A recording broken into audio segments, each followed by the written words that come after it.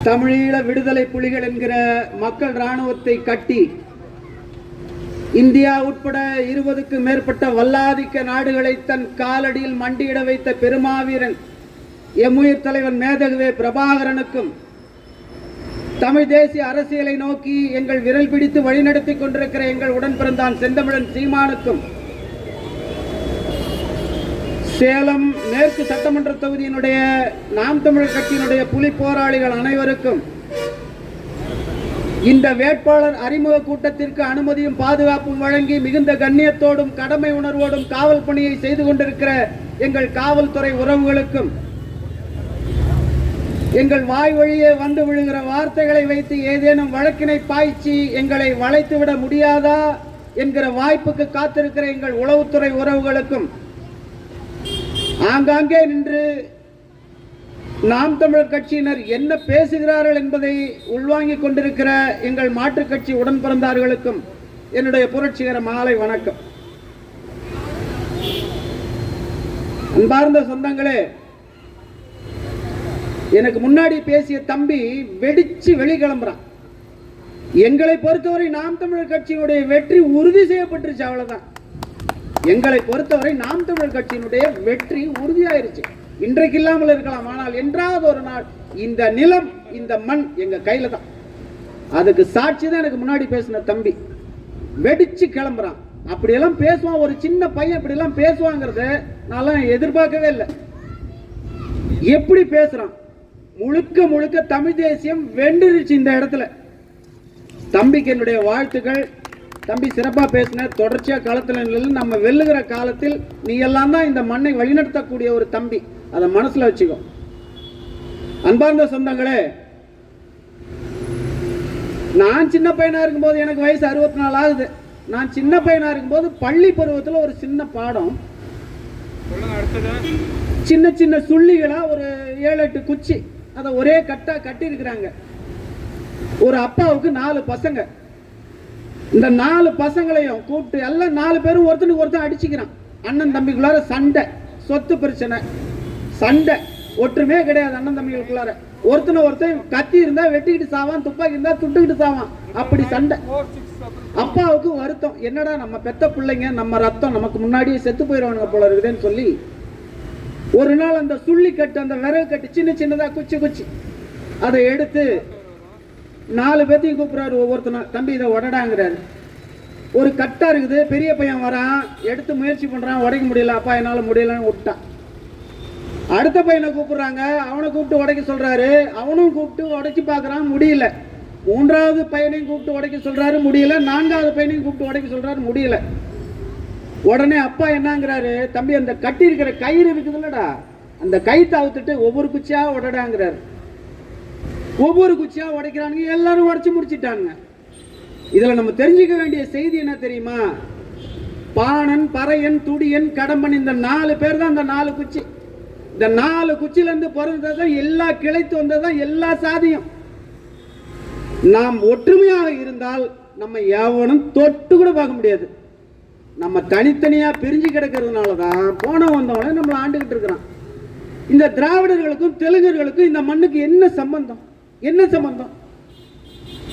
திராவிட பொங்கலுங்கிறாயா, திராவிட பொங்கலுங்கிறா, செருப்பு கட்டிட்டு அடிச்சிருக்கணுமா வேண்டாமா? தமிழர்களுடைய திருநாள், அறுவடை திருநாள், தமிழர் பண்டிகை அது. திராவிட பொங்கலுங்கிறான திருட்டு பய, கொஞ்சம் கூட கூச்ச நாச்சம் இல்லாம நம்மள இழிச்சிட்டு நிக்கிறோமே. இந்த நிலையை மாற்றுவதற்காகத்தான் நாம் தமிழர் கட்சி. எல்லாரும் சொல்றாங்க. இப்ப தம்பி கூட பேசும்போது சொன்னாரு, நாங்க பறையர்கள், நாங்க படையாச்சு. மொத்த பறையனும் சேர்ந்து ஒத்த பறையனுக்கு வாக்கு செலுத்துறா. அந்த ஒத்த பறையன் முதல்வர் ஆயிடுவானா? மொத்த வன்னியனும் சேர்ந்து ஒத்த வன்னியனுக்கு வாக்கு செலுத்துறா. அந்த ஒத்த வன்னியன் முதல்வர் ஆயிடுவானா? ஆக மாட்டான், ஆக முடியாது. இதுதான் திராவிடர்கள் தெளிவா புரிஞ்சு வச்சுக்கிட்டு நீ நானும் ஒண்ணு சேரவே கூடாதுங்கிற ஒரு நிலைப்பாட்டில் இருக்கிறான். அவன் வென்று வந்துடுறான். நீயும் நானும் அடிச்சுக்கிட்டு, நான் பெரிய சாதி தெரியுமா, நான் எவ்வளவு பெரிய சாதி. என்னடா பெரிய சாதி? என்ன பெரிய சாதி? போறோம், வழியில் ஒரு விபத்து நடந்துருது, ரத்தம் தேவைப்படுது, மருத்துவமனைக்கு கூட்டிட்டு போறாங்க, மருத்துவர் ரத்தம் செலுத்தணுங்கிறாரு. ஒரு வன்னியரை வச்சுக்கோமே, அடிபட்டுருச்சு, மருத்துவமனையில கூப்பிட்டு ரத்தம் செலுத்தணும்னு சொல்றாங்க. அந்த சொந்தக்காரங்கெல்லாம் சேர்ந்து ரத்தம் கொடுக்கும்போது, இது என் ரத்தமா இருந்தா, எங்க சாதி ரத்தமா இருந்தா கொடு, இல்லைன்னா வேணாம் சொல்லுவோமா? நம்ம சொல்லுவோமா? இல்ல பறையனே கூட அவன் சொல்லுவானா, என் ரத்தம் தான் எனக்கு வேணும், இல்லைன்னா வேண்டாம், நான் செத்தா கூட போறேன் சொல்லுவானா? அங்கெல்லாம் வராத சாதி எப்படா நீயும் நானும் ஒரே இடத்துல பழகும் போது படிக்கும் போது வராம போகுது, வந்து நிக்குது. இதையெல்லாம் மாற்றணுங்கிறதுக்காக தான் நாம் தமிழர் கட்சி சாதியை மறந்து மதத்தை கடந்து நாம் தமிழராய் ஒன்று இணையணும். அன்னைக்குதான் நாம் தமிழர் கட்சி வெல்லும். அதுக்காக தான் இந்த வேலையை செஞ்சுக்கிட்டு இருக்கிறோம் நாம் தமிழர் கட்சி. நீ வாக்கு செலுத்தாம போ, அது எனக்கு பிரச்சனையே இல்லை. நாங்க இந்த நீங்க கொடுக்கிற அற்ப வாக்குக்காக வரல, உங்கள் அடுத்த தலைமுறையினுடைய வாழ்க்கைக்காக வந்து நிக்கிற. அதை புரிஞ்சுக்கணும். திமுக தொடங்கும் போது கருணாநிதி தலைவரே கிடையாது, 50 தலைவர்கள் ஒருத்தரா கூட கிடையாது. எப்படி அவர் வந்தாரு முதல்வரா? இன்றைக்கு வரைக்கும் அவரு ரைட்டு, அவருக்கு அப்புறம் அவர் மகன், அவருக்கு அப்புறம் இன்னொரு மகன், அவருக்கு அப்புறம் பேரன். என்னடா இது? என்ன அவங்களுக்கு பட்டா போட்டு கொடுத்துருக்குதா? தமிழ்நாடு பட்டா போட்டு கொடுத்துருக்குதா? அப்படி எல்லாம் ஒண்ணும் கிடையாது. நீ நானும் செலுத்துகிற வாக்கு தான் அவனை வாழ வைக்குது. நீ நானும் போடுற ஓட்டு தான் அவனை உட்கார வைக்குது. அந்த உச்சாணி குழம்புல போய் உட்கார வைக்குது. நீ நானும் போடுற ஓட்டு தான். என் அன்பார்ந்த சொந்தங்களே, இன்றைக்கு பாருங்க, எல்லாரும் கூட்டணிக்கு அலைஞ்சிக்கிட்டு இருக்கிறான். யாரு கூட கூட்டணி சேருவா, யாருக்கு சீட்டு, எவ்வளவு நோட்டு, யார் யாருக்கெல்லாம் வேட்டு தெரியாது, எல்லாம் பேசிக்கிட்டு இருக்கிறான். ஆனால் நாம் தமிழர் கட்சி இதோ எங்கள் வேட்பாளர் வந்து உட்கார்ந்துட்டு உங்கள் இடத்துல வாக்கு கேட்டு வந்து உட்கார்ந்துகிட்டு இருக்கோம். ஏன்? இந்த இந்தியாவிலேயே மிகப்பெரிய கூட்டணி வச்சிருக்கிற ஒரே கட்சி நாம் தமிழர் கட்சி தான். யார் கூட கூட்டணி வச்சிருக்கிறோம்? எங்கள் உடன் பிறந்தார்கள், எங்கள் பெற்றோர்களின் உடன் பிறந்தார்கள், உங்களோட கூட்டணி வச்சிருக்கிறோம். அந்த வகையில் நாம் தமிழர் கட்சி தான் மிகப்பெரிய கூட்டணி. 2016 தேர்தல் அரசியலுக்குள்ளார வந்தோம், 1.1 வாக்கு. இன்றைக்கு 2024 நாடாளுமன்ற தேர்தல் 8.22 வாக்கு வாங்கிட்டோம். யார் கூட கூட்டணி கிடையாது, தனிச்சுதான் நின்னோம். குடிக்க குவார்டர் கொடுக்கல, சாப்பிடறதுக்கு பிரியாணி கொடுக்கல, வாக்கு செலுத்துறதுக்கு காசு கொடுக்கல. நாம் தமிழர் கட்சியினுடைய கொள்கையை விதைத்து 39 லட்சம் மாநிலத்தமிழர்களின் வாக்கு வாங்கி இருக்கிறோம். நாம் தமிழர் கட்சி எங்களுக்கு முன்பாக எங்கள் உடன் பிறந்தான் எங்கள் அண்ணன் சிறுத்த எங்களுக்கு முன்னாடி கட்சி ஆரம்பிச்சிட்டாரு, விடுதலை சிறுத்த. எங்களுக்கு முன்னாடி நாடாளுமன்றத்துக்குள்ள போயிட்டாரு, எங்களுக்கு முன்னால சட்டமன்றத்துக்குள்ளாரையும் போயிட்டாரு. ஆனாலும் அவரால் எங்க கூட தான் அவரு அங்கீகாரம் வாங்கினாரே தவிர நாங்க யார் கூடயும் சேராம தனிச்சு அங்கீகாரம் வாங்கியிருக்கோம். எங்க அண்ணனை நான் தப்பா சொல்லல. எல்லாரும் கேட்கிறாங்க, நீங்க யாரு கூடயாவது கூட்டணி வச்சு ஒரு 2 சீட்டு 3 சீட்டு 4 சீட்டு 4 சீட்டு 3 சீட்டுக்கு மண்டியிடுற கூட்டம்ல ராஜா. இது புலி கூட்டம். தனிச்சுதான் வேட்டையாடும். தனியா தான் நிற்போம், தனிச்சுதான் நிற்போம். நீ வாக்கு செலுத்தாம போ. என் தம்பி சொன்ன மாதிரி சாதி பார்த்து நீ செலுத்துகிற வாக்கு, செலுத்துகிற ஓட்டு எனக்கு தீட்டு, அது வேண்டாம். எங்களுக்கு ஒண்ணு வேத்து வடியிலேயே நாளைக்கே ஒரு சட்டமன்றத்தில் போய் எல்லாத்தையும் சரி பண்ணணும்லாம் நாங்க எதிர்பார்க்கல. சரி பண்ண முடியாது, எங்களுக்கு தெரியும். ஒண்ணும் இல்லைங்க. இந்த ரோட்ல நீங்க பாருங்க, நம்ம காவல் நிலையத்துல இருந்து 5 ரோடு வரைக்கும் எடுத்துக்கிட்டீங்கன்னா பேட்ச் இல்லாத இடம் இருக்கா பாத்தீங்களா? இந்த மேம்பாலத்தினால என்ன பயன் சொல்லுங்க? அஇஅதிமுக காலத்தில் இந்த மேம்பாலம் வந்துச்சு, என்ன பயன் சொல்லுங்க? காலையில 7:30 மணில இருந்து 10 மணி வரைக்கும் அட்டை ஊடுற மாதிரி நத்த ஊடுற மாதிரி போகுதா இல்லையா வாகனம்? இதுதான் இவனுங்க லட்சணம். இதுதான் திருட்டு திராவிடர்களுடைய லட்சணம். இதுதான். இதையெல்லாம் மாத்துறதுக்காக தான் நாம் தமிழர் கட்சி. இதை மாத்துறதுக்கு தான் நாம் தமிழர் கட்சி. அன்பார்ந்த சொந்தங்களே, 4 சீட்டு 3 சீட்டு வாங்கி என்ன பண்ணுவோம்? என்ன பண்ண முடியும்? நான் குடித்த குடிநீர்ல மனித கழிவை கலந்தாங்க, எடுத்து பேச முடிஞ்சதா? 4 சீட்டு வாங்கிட்டேன். நான் 2 நாடாளுமன்ற உறுப்பினர் வச்சிருக்கிறேன், 4 சட்டமன்ற உறுப்பினர் வச்சிருக்கிறேன். என்னால பேச முடிஞ்சதா? பேச முடியலையே. மேல்பாதியில திரௌபதி அம்மன் கோயில என்ன உள்ளவே விடலையே. கோயில பூட்டிட்டாங்களே திராவிட அரசு. ஆனா இவன் தான் சொல்றான் வைக்கம் போராட்டம்ங்கிறான். பெரியார கூட்டிட்டு போய் நாங்க தாழ்த்தப்பட்டவர்களை எல்லாம் கொண்டு போய் கோயிலுக்குள்ள நுழைஞ்சவங்க. என்னைக்கோ போனேன், இன்னைக்கு ஏன் போல? இதுதான் கேள்வி. இந்த கேள்வி எங்க அண்ணன் திரும்ப கேட்டிருந்தாருன்னா நான் மகிழ்ச்சி அடைஞ்சிருக்கேன். கேட்கலையே. குறிஞ்சாங்குளம் வைகோ ஊரு கொலையே நடந்தா இல்லையா? என்னடா தாழ்த்தப்பட்டவன், என்னடா நீ பெரிய சாதி, என்ன சாதி? என்கிட்ட இல்லாது என்ன உன்கிட்ட இருக்குது? உன்கிட்ட இருக்கிறது என்ன என்கிட்ட இல்லாம போச்சு? அறிவு எல்லா சாதிக்கும் பொதுவானது, எல்லா சாதிக்கும் பொதுவானது தானே. என்கிட்ட ஐஏஎஸ் இல்லையா, ஐபிஎஸ் இல்லையா, என்கிட்ட மருத்துவர் இல்லையா, என்கிட்ட பொறியாளர் இல்லையா? எல்லாரும் எல்லா சாதியிலும் இருக்கதான் செய்யறான். நாம் தமிழராய் ஒன்றிணைந்தால் தான் நமக்கு முன்னேற்றம். அதுக்காக தான் நாம் தமிழர் கட்சி, அதுக்கு தான் நாம் தமிழர் கட்சி. அதை புரிஞ்சுக்கணும். இதை புரிஞ்சுக்கிட்டா நம்ம எந்த சக்தியாலையும் வெல்லவே முடியாது. ஒரே ஒரு முறை நாம் தமிழர் கட்சி மட்டும் அதிகாரத்துக்கு வந்துட்டா அடுத்த 50 ஆண்டு காலத்திற்கு வேற எந்த கட்சிக்காரனும் வாக்கு கேட்டு வரவே முடியாது என்கிற நிலையை உருவாக்குவோம். ஏன் இந்த மலையை வெட்டி வைக்கிறத நிறுத்துவோம். இந்த மலை எனக்கானது, நமக்கானது. இந்த மலை இருந்தால்தான் மழை பெய்யும். இந்த மரம் இருக்கணும், இந்த மரம் இருந்தால்தான் மழை பொழியும். இது எல்லாம் இயற்கை வளம். மரம் வெட்டினா கூட நட்டு வச்சு வளர்த்துடலாம்டா 10 வருஷத்துல. மலையை கொடைஞ்சு வித்துட்டீங்கன்னா எப்படி மலையை உருவாக்குவ? ஏன் இந்த சிந்தனை உனக்கு வரவே இல்லை? எல்லாரும் சொல்றான், சீமான் பாருங்க மரத்தை கட்டி பிடிச்சிக்கிட்டு இருக்கிறாரு, மரங்களுக்கு உயிர் இருக்குதுன்னு ஐயா ஜெகதீஷ் சந்திர போஸ் சொல்லியிருக்காரு. ஆராய்ச்சியில வெளிநாட்டு அறிஞர்கள் சொல்றான்டா. இன்னைக்கும் நீங்க என் அன்பு சகோதரர்களை, என் அன்பு உடன் பிறந்தார்களை, இன்றைக்கும் ஒரு சின்ன செடியை நட்டு வைங்க. நாளைக்கு உன்னை வெட்டிடுவேன் அந்த செடி வாடிடும். மரங்களுக்கு உயிர் இருக்குது, மரங்களுக்கு உயிர் இருக்குது, நிரூபிக்கப்பட்ட உண்மை. மரத்தை கட்டி பிடிச்சு பேசுறோம்னா நீ மரம், அதுதான் எங்களுக்கு வரம், அப்படிதான் பேசிக்கிட்டு இருக்கிறோம் நாங்க. கடல் மாநாடு, கடலம்மா மாநாடு. என் அன்பார்ந்த சொந்தங்களை ஒண்ணு புரிஞ்சுக்கணும். இந்த சேலத்துல அதிகமா மழை பெய்யறதுக்கும் அதிகமா வெயில் அடிக்கிறதுக்கும் காரணம் கடல் தான்.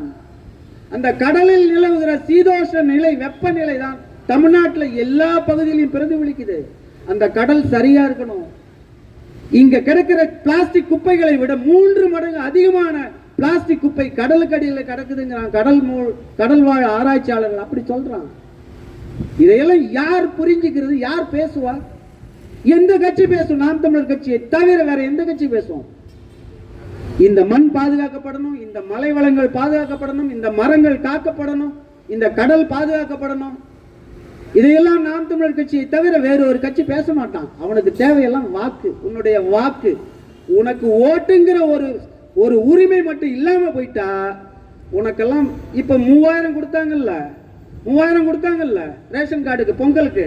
அதே மாதிரி உனக்கு ஓட்டுங்கிற ஒரு உரிமை மட்டும் இல்லாமல் இருந்து விட்டால் சத்தியமணி சொல்றேன், வீட்டுக்கு 1/2 லிட்டர் பால்டால் கொடுத்து நம்மள எல்லாம் கட்டாயமா குடிச்சிட்டு சாவுங்கடான்னு சொல்லிடுவான். ஓட்டுங்கிற ஒரு விஷயத்தை தான் அதை வச்சுக்கிட்டு தான் உன்னை மனுஷனாவே மதிக்கிறான்.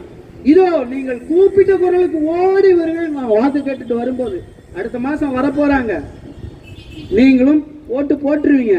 போட்டுட்டு போனதுக்கு அப்புறம் அவன் எங்க இருக்கிறான்னே தெரியாது, காணாம போயிடுவான். கட்டாயம் நடக்கும். இதுதானே இதுவரைக்கும் நம்ம பார்த்துக்கிட்டு இருக்கிறோம். எந்த எம்எல்ஏ வந்து உனக்கு நின்று இருக்கிறான்? எந்த எம்பி வந்து உன்கிட்ட பார்த்துருக்கிறான்? இங்க யாருன்னே தெரியாது எம்பி. எனக்கு சத்தியமா மறந்து போச்சு. ஐயா இங்க யாருங்க எம்பி நம்ம தொகுதிக்கு, சேலத்துக்கு? யாராவது சொல்லுங்க. தெரியல, நிஜமாலுமே தெரியல. டிஎம் செல்வகணபதி. ஐயோ மறந்துட்டேங்கய்யா. அடிக்கடி மக்கள் பாதை நம்ம கிட்ட வந்து ஏதாவது பார்த்து பேசிட்டு இருந்தா தெரியும் நமக்கு. சத்தியமா தெரியல, மறந்துட்டேன். அவரு இப்பதான் ஒரு 6 ஆண்டுக்கு அப்புறம் இப்பதான் அவரு எம்பி ஆயிருக்காரு. ஏன் 6 ஆண்டு அவருக்கு வாய்ப்பு கொடுக்கப்படல? சுடுகாட்டு கூரை ஊழல் வழக்கு தண்டனை பெற்றுட்டாரு. அவரை நம்ம மீண்டும் எம்பியா தேர்ந்தெடுத்திருக்கோம். பிட்பாக்கெட்டுக்கெல்லாம் எப்படி வாய்ப்பு கொடுப்ப? ஒரு தரம் திருடிட்டான்னு தெரியுது இல்ல, ஒரு தரம் செயினா திட்டான்னு தெரியுது இல்ல, ஒரு தரம் வீடு பூந்து ராபரி புடுங்கிட்டான், எல்லாத்தையும் கொள்ளையடிச்சிட்டு போயிட்டான் தெரியுது இல்ல, மீண்டும் அவனுக்கே வாய்ப்பு கொடுப்பியா? உஷாரா இருக்க மாட்டியா நீ? என்னங்கடா நம்ம மனநிலை, என்ன மனநிலை? அப்படியே திருடனே உருவாக்குவதா இருந்தால் கூட ஒரு புதிய திருடனை உருவாக்குங்கன்னு சொல்றேன். என்னடா திருடனவனுக்கே மீண்டும் மீண்டும் ஒண்ணும் இல்லைங்க. இங்க பாருங்க, வரிசையா சேலம் மேற்கு தொகுதியினுடைய எம்எல்ஏ அங்கங்க பாத்தீங்கன்னா பேருந்து நிறுத்தம். அடேங்க அப்பா, அவருடைய சாதனை எல்லாம் சரித்திர சாதனை. என்ன சாதனை? அங்கங்க பேருந்து நிறுத்தம். சரி, பேருந்து நிறுத்தம் கட்டிட்டீங்க, ரொம்ப தேவை, மகிழ்ச்சி. அந்த பேருந்து நிறுத்தம் உங்களுடைய மாத ஊதியத்திலேருந்து 1,05,000 ரூபா சம்பளம் வாங்குறீங்கல்ல, அந்த காசுலேருந்து கட்டுனீங்களா? எப்படி உங்கள் பேர் போடுறீங்க? எப்படி போடுறீங்க உங்கள் பேரை? யாரும் கேட்கல, பார்த்துட்டு கடந்து போகிறோம். நீயும் நானும் செலுத்துகிற வரி பணத்தில் தான் அவருக்கு சம்பளம். அந்த பேருந்து நிறுத்தத்துக்கு சாங்ஷன் பண்ணுற பணம் எல்லாம் நீ நானும் செலுத்துகிற வரி. இதை யாருமே கேட்கறதில்ல, மறந்துடுறோம், கடந்து போயிடுறோம். கேட்டால் அடிச்சிருவாங்களோ கொண்டுருவாங்களோ. உயிர் ஒரு முறை தான்டா போகும், மயிறு ஒரு முறை தான் போகும். கோழை தினம் தினம் சாகிறான், வீரன் ஒரே ஒரு முறை தான் சாகிறான். புரிஞ்சுக்கணும். நாம் தமிழ் கட்சி கருணாநிதி ஜெயலலிதா எம்ஜிஆரை பார்த்து வரலங்க. நான் முன்பே குறிப்பிட்டதை போல இந்தியா உட்பட 20க்கும் மேற்பட்ட வல்லாதிக்க நாடுகளை எதிர்த்து ஒற்றை துப்பாக்கியோடு துவங்கிய புலித்தலைவர் மேதகுவே பிரபாகரனை பார்த்து தான் நாங்கள் அரசியலுக்கு வந்திருக்கோம். நான்லாம் சாதாரண நாள் தான். நான் ஒரு ஆட்டோ டிரைவர். நாளைக்கு காலையில் 9லேருந்து 9:15 இந்த ரோட்டில் கிராஸ் பண்ணுறேன். தினசரி போகிறேன் வரேன். ஒரு நாளைக்கு 5 முறை இந்த பக்கம் போகிறேன் வரேன். நாங்கள் எல்லாம் பெரிய செல்வந்தர்களுடைய பிள்ளைகள் இல்லை. நாங்கள் பெரிய அரசியல் பின்புலம் கொண்டவர்களும் அல்ல. உங்கள் வயிற்றில் இருந்து வந்தவர்கள், உங்கள் வழி புரிந்தவர்கள். அதனால தான் உங்களுக்காக வந்து கத்திக்கிட்டு இருக்கிறோம். இந்த நேரம் நான் அசம்பிளி ஸ்டாண்டு ஒரு 1/2 மணி நேரம் உட்காந்துருந்தேன்னு எனக்கு ஒரு 50 ரூபா வாடகை கிடைக்காதா?